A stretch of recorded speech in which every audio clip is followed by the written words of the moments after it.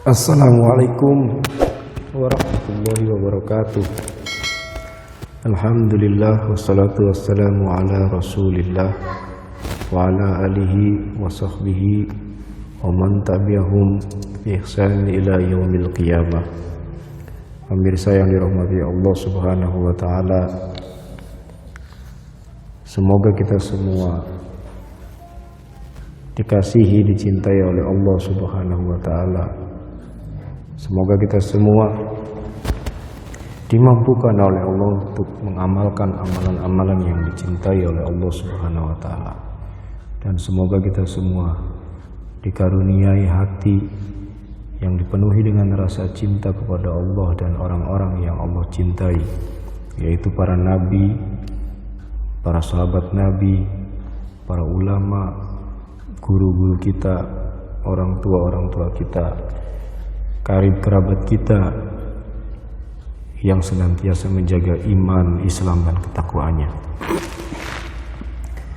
Pemirsa yang mudah-mudahan dirahmati Allah Subhanahu wa taala, bagaimanakah derajat kewalian diperoleh?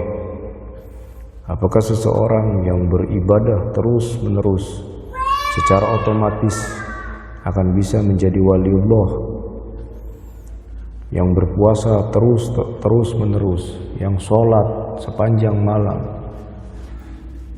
lalu berzikir terus-menerus, membaca Al-Quran terus-menerus dengan jumlah yang teramat sangat banyak, akan menjadi otomatis menjadi wali, ataukah seperti apa? Bisa saja hal seperti itu terjadi, tapi ibadah, kewalian seseorang, ampunan, rahmat Allah Subhanahu wa taala, itu semuanya hanya karena rahmat, hanya karena perkenan ridho Allah Subhanahu wa taala. Seseorang bisa menjadi wali, kata Rasulullah Muhammad sallallahu alaihi wasallam, inna awliya Allahu ta'ala lam yanalu sa'ata rahmatillahi wa ridwanihi bi kasratil ibadah.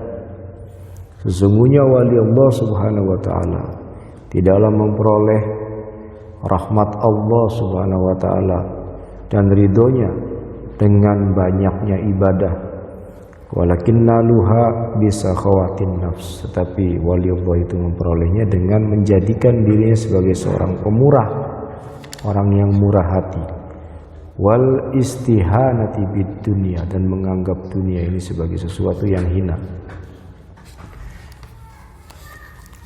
Artinya bukan tidak boleh kita banyak beribadah, tapi kalau banyak tapi tidak memakai ilmu, ibadah itu tertolak. Begitu juga kalau hanya banyak tidak disertai dengan keikhlasan, tentu ibadah itu juga tertolak. Karena itu sebisa mungkin ibadah selain berkuantitas juga berkualitas, selain banyak juga disertai dengan ilmu dan disertai dengan keikhlasan hanya karena demi Allah semata. Bahasanya yang menarik adalah bikasratil ibadah lam yanalu sa'atan min rahmatillah wa ridwanihi bikasratil ibadah. Tidak akan seseorang mencapai derajat kewalian dengan hanya memperbanyak ibadah tanpa menyertakan ibadah itu dengan ilmu dan keikhlasan. Walakin naluha bisa khawatin nafs wal istihanati bid dunya. Tetapi para wali Allah itu memperoleh derajat kewalian dengan cara menjadikan dirinya sebagai pemurah, murah hati, mudah memberi, dan menganggap dunia ini sebagai sesuatu yang tidak berharga. Harta yang dimilikinya, digenggamannya, sebagiannya dibagikan kepada orang yang lain. Dia tidak begitu mencintai harta benda duniawi hingga sedemikian rupa sehingga menjadikannya orang bakhil ataupun pelit. Inilah derajat kewalian.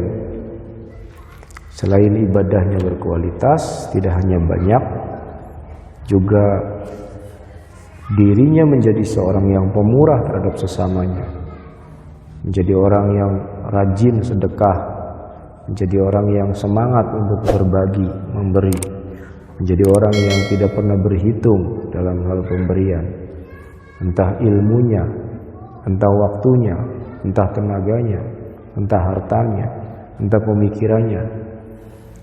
Dia baktikan kehidupannya, dia wakafkan dirinya untuk kebermanfaatan terhadap sesama, sehingga orang itu memperoleh derajat kewalian. Al-bakhil ba'idun minallah ba'idun min rahmatih qaribun min azabih.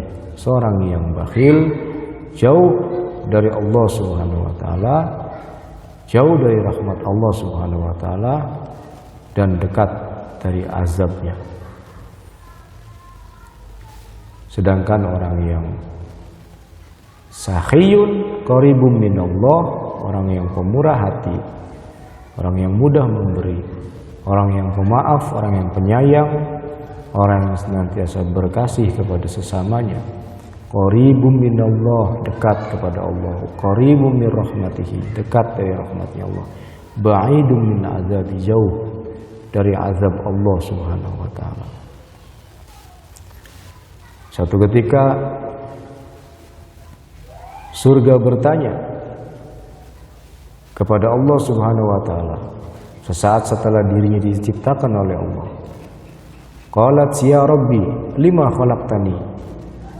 Ya Allah, untuk apakah aku diciptakan, kata surga. Qala likulli sakhiyun wa taqiyun. Allah menjawab, untuk semua orang yang pemurah dan bertakwa, sakhiyun wa taqiyun. Qalat raditu. Lalu surga menjawab, aku ridho dengan takdirmu ya Allah. Wa qalatun nar. Lalu berkata neraka, ya Rabbi lima khalaqtani. Untuk apa engkau ciptakan aku, kata neraka. Qala likulli bakhilun wa mutakabbir. Allah berfirman, untuk semua orang yang bakhil, orang yang pelit, orang yang enggan peka, enggan peduli terhadap sesamanya, wa mutakabbir, dan orang yang sombong. Analahuma, kata neraka, maka aku akan bersama dengan mereka semua. Jadi ternyata ujung akhir dari orang yang bakhil dan sombong adalah neraka, sedangkan ujung akhir dari orang yang pemurah dan bertakwa adalah surga. Mudah-mudahan kita semua termasuk dalam golongan orang-orang yang dicintai oleh Allah, karena kita mencintai Allah Subhanahu wa taala, mencintai Rasulullah, dan mencintai, senantiasa berusaha untuk mencintai amalan-amalan yang dicintai oleh Allah Subhanahu wa taala, sehingga kita termasuk dalam golongan sakhiyun wa taqiyun, termasuk orang-orang yang diampuni dosanya oleh Allah Subhanahu wa taala, dirahmati dan dicintai oleh Allah Subhanahu wa taala, dan dimasukkan ke dalam surga bersama Rasulullah Muhammad sallallahu alaihi wasallam. Mudah-mudahan walaupun kita banyak dosa, walaupun kita banyak kotoran, walaupun kita bukan orang suci, tetapi dengan cinta, dengan rahmat dan ampunan Allah serta syafaat Rasulullah, serta ikhtiar untuk berbagi dengan sesama, untuk peka dan peduli terhadap sesama, maka kita semua dimasukkan oleh Allah ke dalam jannahnya. Amin amin ya Allah ya rabbal alamin. Wallahu a'lam bimuradihi, wabillahi taufiq wal hidayah wal afu minkum. Wassalamu alaikum warahmatullahi wabarakatuh.